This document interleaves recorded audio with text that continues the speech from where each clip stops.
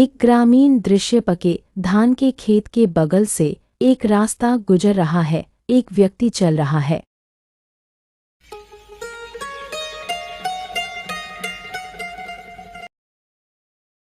अरे आज तो बहुत गर्मी है, चलो देखूं। उस पेड़ की छांव में बैठ जाऊं। अरे प्रताप दा, आप इस तेज धूप में खेत में क्या कर रहे हो? और क्या करूं भाई, हवा खाने से तो पेट नहीं भरेगा ना। थोड़ी दूर चलने में ही पसीने से भीग गया हूं, क्या गर्मी है। इसलिए तो आकर यहाँ बैठ गया हूँ, और उम्र भी अब कम नहीं रही। आपको देखकर बड़ा दुख होता है दादा। अगर कोई बेटा बेटी होता तो। बहुत कोशिश की, लेकिन कुछ नहीं हुआ। नहीं तो इस उम्र में यूं भटकना न पड़ता।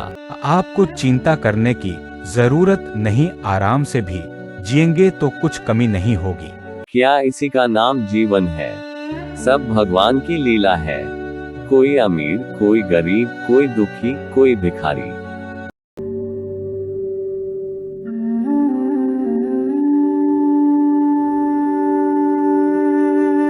बेचारा बेटे के लिए कैसे भटकता है, भगवान किसके साथ क्या खेल खेलता है। चलो देखूं, पत्नी कहीं काम पर निकल गई हो तो खुद खाना बनाना पड़ेगा।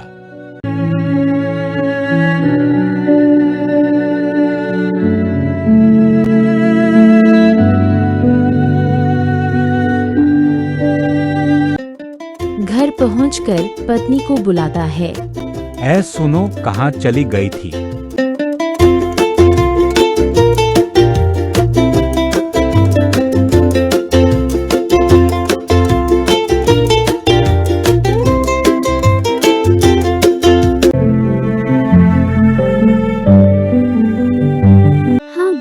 इतनी धूप में बाहर क्यों खड़े हो? ऊपर आकर बैठो। हाँ हाँ, आ रहा हूँ। एक गिलास ठंडा पानी लाओ न, गला सूख गया है। तुम बैठो, मैं लाती हूँ।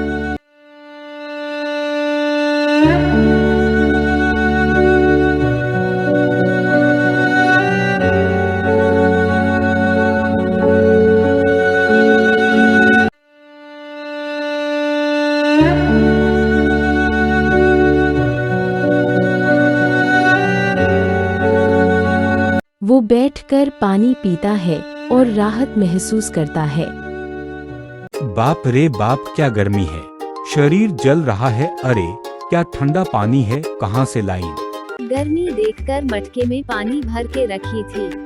वाह, तुम्हारे दिमाग में क्या आइडिया आया, मुझे तो सोचा ही नहीं गया। मिट्टी के बर्तन में पानी ज्यादा देर तक ठंडा रहता है, इसलिए मटके में रखा है। पानी पीकर बहुत तृप्ति मिली। और तुम्हारा वो शरारती बेटा कहाँ है?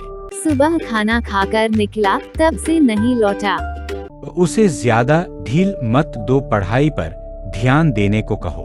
ठीक है, कह दूंगी। और मेरा बेटा अच्छा है, परीक्षा में भी अच्छा करेगा। हाँ हाँ, तुम्हारा बेटा तो जैसे देवता है। जाओ, अंदर जाकर आराम करो, मुझे बहुत काम बाकी है।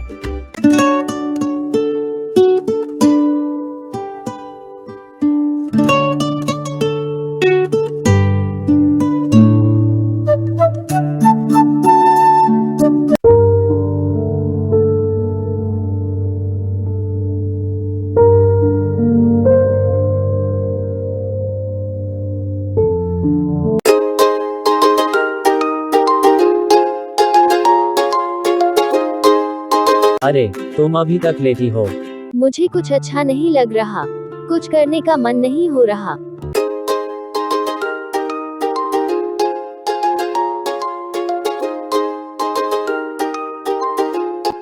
पापा, मम्मी ने आज खाना नहीं बनाया, सुबह का बचा हुआ ही खिला दिया। तुमसे कुछ कहने का कोई मतलब नहीं। कितनी बार कहा है ये आराम वाली जिंदगी छोड़ो तो सेहत अच्छी रहेगी। रुको, तुम्हें मेरे दर्द की परवाह नहीं। जाओ, बाप बेटी मिलकर बातें करो, मैं जाकर खाना बना देती हूँ।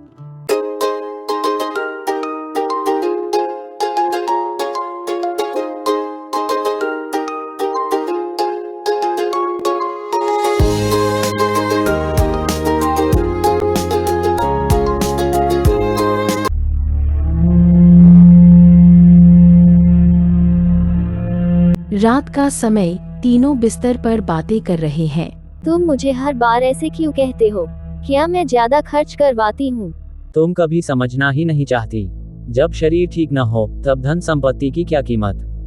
सच है, अगर सेहत ठीक न हो तो कुछ भी अच्छा नहीं लगता। इसलिए तो कहता हूँ, देखो गांव के लोग कितने स्वस्थ रहते हैं। तो क्या अब मुझे उस गंदगी वाले गांव में रहना होगा? नहीं, मैं तो सिर्फ सोच रहा था कि 2 दिन के लिए गांव घुमाऊं। तुम्हें ऑफिस नहीं जाना? अभी गर्मियों की छुट्टी है और इस शहर की गर्मी से बेहतर गांव की ठंडी हवा है। तुम जाओ, मैं नहीं आऊंगी। मुझे नींद आ रही है। AC थोड़ा तेज कर दो।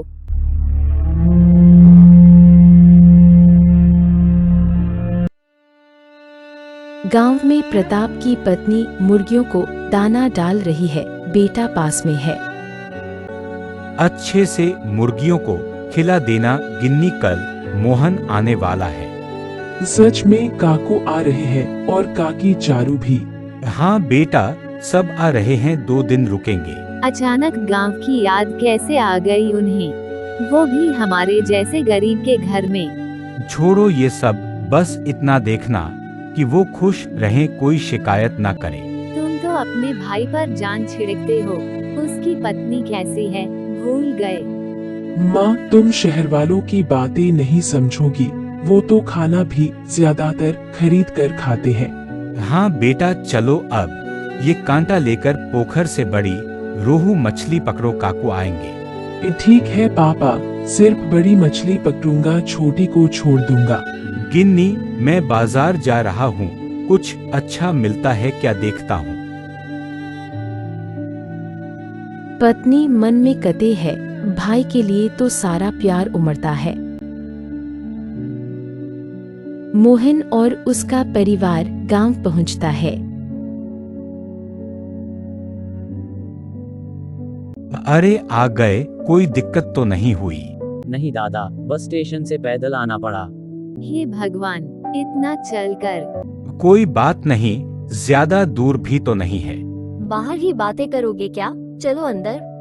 हाँ हाँ चारू, बेटी कैसी हो? नई जगह पर कम बोलती है। आओ चारू, ये तुम्हारा ही घर है, चलो खेले। पहले थोड़ा आराम कर लें, फिर खेलना। मोहन और उसकी पत्नी पेड़ के नीचे बैठे हैं। देखो चारों तरफ खेत, हवा कितनी शुद्ध है, कितना अच्छा लग रहा है। हवा तो अच्छी लग रही है, पर पसीना भी आ रहा है। गर्मी में पसीना आना अच्छा है, स्वस्थ रहने के लिए जरूरी है। लेकिन AC में तो कुछ महसूस नहीं होता। अच्छा बताओ, पोखर की मछली का स्वाद कैसा था?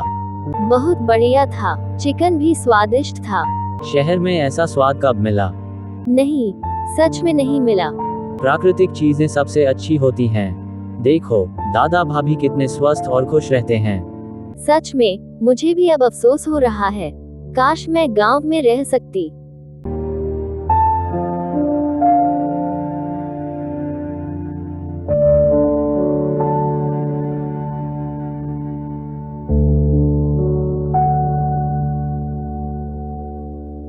और कुछ चाहिए क्या?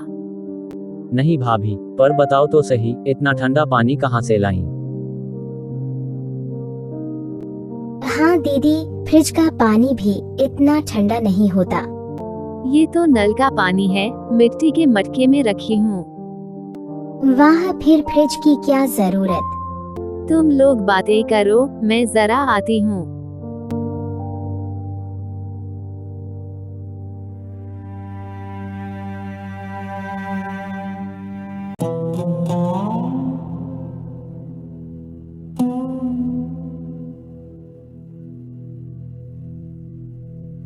अरे मोहन, अब तक नहाए नहीं? सोच रहा था थोड़ी देर में करूँगा।